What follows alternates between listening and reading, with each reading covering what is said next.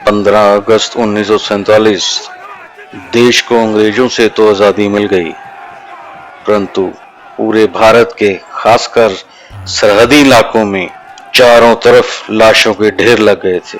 अपने अनजान ठिकानों पर पहुंचने की होड़ में बहुत लोगों को अपना बसा बसाया घर बार छोड़ना पड़ा और यहाँ तक कि अपनी आंखों के सामने अपनों का कत्ल होते हुए देखना पड़ा। वो भूखे प्यासे असहाय लाचार लोग अगस्त महीने की भयानक गर्मी में अपने नए अनजान ठिकानों की ओर बढ़ने लगे।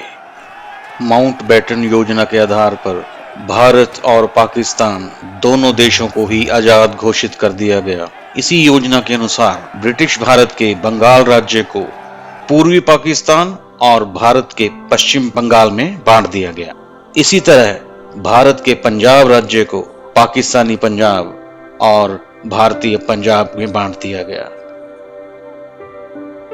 इसी तरह श्रीलंका, जो कि पहले सिलोन कहलाता था, और म्यांमार, जो पहले बर्मा कहलाता था, इन दोनों को भी भारत से अलग कर दिया गया था। हालांकि इसे भारत के विभाजन में शामिल नहीं किया जाता। भारत के आखिरी वायसराय माउंटबेटन ने 14 अगस्त को कराची और 15 अगस्त को दिल्ली में सत्ता परिवर्तन की रस्मों में हिस्सा लिया। भारत की आजादी खासकर पंजाब और सरहदी राज्यों के विस्थापितों के लिए तो एक बहुत बड़ी त्रासदी लेकर आई।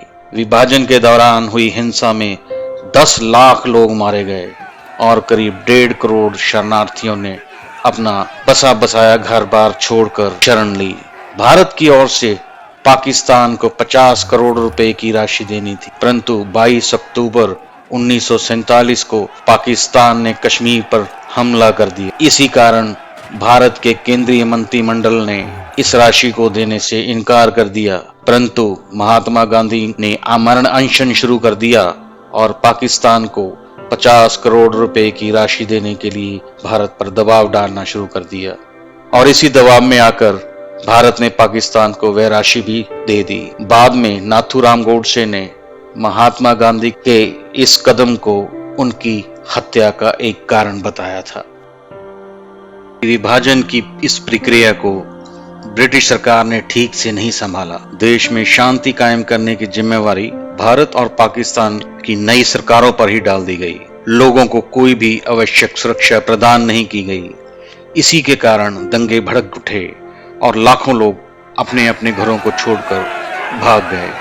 फलस्वरूप लाखों लोग इसी दौरान दंगों और सफर में हुई मुश्किलों की वजह से मारे गए। सन 1951 में हुई भारत की जनगणना के अनुसार विभाजन से करीब 73 लाख मुस्लिम भारत छोड़कर गए और इतने ही हिंदू सिख पाकिस्तान छोड़कर भारत आए। भारत के इस दर्दनाक विभाजन ने लोगों को उन जगहों और समुदायों से उखाड़ फेंका था जहां से वो पीढ़ियों से रह रहे थे। इसीलिए इस विभाजन को सदी का सबसे भयानक विभाजन कहा जाता है।